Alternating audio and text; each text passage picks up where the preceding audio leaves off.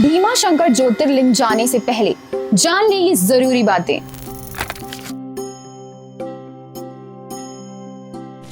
यहाँ आने से 7 जन्मों की मुक्ति हो जाती है। यह मंदिर अपने अंदर कई रहस्य समेटे हुए है।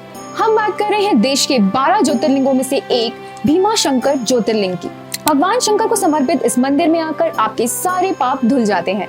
क्या आप जानते हैं कि इस जगह भगवान शंकर की इतनी असीम कृपा क्यों है? नहीं तो चलिए आज हम आपको इस रहस्य के बारे में बताते हैं। मंदिर के बारे में अधिक से अधिक जानकारी के लिए वीडियो को पूरा जरूर करें। भीमा शंकर 12 ज्योतिर्लिंग में से छठा ज्योतिर्लिंग है।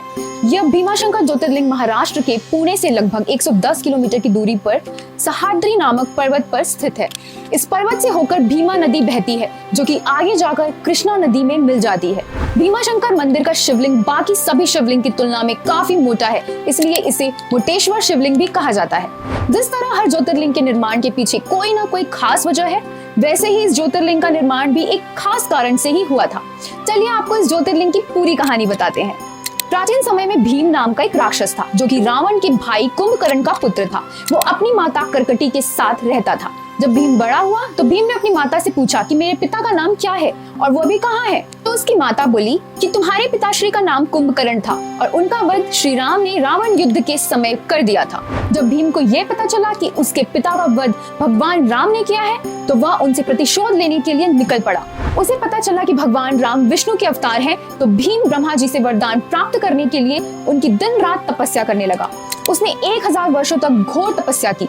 उसकी इस तपस्या से प्रसन्न होकर ब्रह्मा जी ने उसे कभी पराजित न होने का वरदान दिया। वरदान पाकर भीम राक्षस बहुत शक्तिशाली हो गया और वह सभी देवताओं को परास्त करने लगा। उसने भगवान इंद्र को भी हरा दिया। इसके बाद उसने पृथ्वी को जीतने की सोची और वह पृथ्वी पर जाकर सभी ऋषि मुनियों को मारने लगा, ताकि पृथ्वी पर किसी भी देवी देवता की पूजा ना हो, केवल लोग उसकी ही पूजा करें। एक दिन राक्षस भीम को यह पता चला कि पृथ्वी पर कामरूप देश के राजा सुदक्षिण भगवान शिव का पार्थिव शिवलिंग बनाकर उसकी पूजा कर रहे हैं। उसे बहुत क्रोध आया। उसने राजा सुदक्षिण को पूजा करने से रोकने के लिए शिवलिंग पर प्रहार किया। जैसे ही वह पार्थिव शिवलिंग पर तलवार से प्रहार करने लगा, तो शिवलिंग से महादेव प्रकट हो गए। महादेव ने कहा, मैं भीमेश्वर हूँ, तेरा वध करने आया हूँ। यह सुनकर राक्षस हंसने लगा और कहने लगा कि इस संसार में मेरा वध कोई नहीं कर सकता, मैं अजय व अमर हूँ। राक्षस की अभिमान भरी बातों को सुनकर महादेव को बहुत क्रोध आया और उन्होंने भीम राक्षस सहित सभी राक्षसों को भस्म कर दिया। इस प्रकार महादेव ने भीम राक्षस का वध करके अपने भक्त सहित पृथ्वी के सभी लोगों की रक्षा की और वे उस स्थान पर ज्योतिर्लिंग के रूप में स्थापित हो गए। उस लड़ाई के दौरान जो गर्मी उत्पन्न हुई, उसके कारण भीमा नदी सूख गई और भगवान शिव के शरीर से निकले हुए पसीने से फिर से इस भीमा नदी का निर्माण हुआ था। क्योंकि उन्होंने भीम नामक राक्षस का वध करके संसार को बचाया था, इसलिए उस ज्योतिर्लिंग का नाम भीमा शंकर ज्योतिर्लिंग पड़ गया।